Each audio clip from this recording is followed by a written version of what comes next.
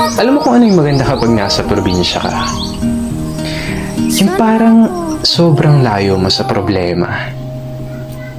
Yung manghuni ng ibon, sariwang hangin, na kahit sobrang bigat ng pakiramdam mo, kapag naranasan mo tong mga to, biglang mawawala na lang. Yung magandang tanawin, tapos yung palaya na ginawa niyong palaruan ng mga kaibigan mo.